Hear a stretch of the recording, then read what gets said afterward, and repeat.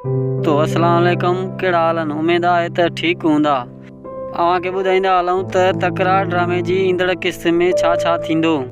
इन खां पहिरियां दोस्तनि खे गुज़ारिश आहे त असांजे चैनल ते नवां आहियो त असांजे चैनल खे सब्सक्राइब कंदा ऐं बेल आइकन खे क्लिक कंदा, जीअं हर ईंदड़ नई अपडेट तव्हां ताईं पहुची सघे।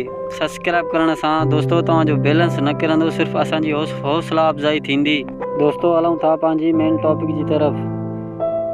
छा नवाब खान सिजावल खान जी उताक ते कब्ज़ो कंदो? छा नए अदाकार जी तकरार ड्रामे में एंट्री थींदी? दोस्तो तव्हांखे इंतज़ारु कोन था करायूं, हलूं था पंहिंजी मेन टॉपिक जी तरफ़।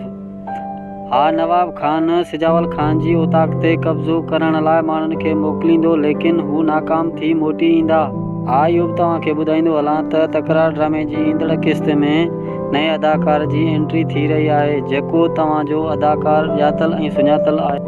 असांजी सिंध जो भलोड़ अदाकार असद अली कुरैशी जी एंट्री थी रही आहे। तो दोस्तो असांखे ॾींदा इजाज़त, वरी कंहिं नई अपडेट में तव्हां सां मुलाक़ात थींदी।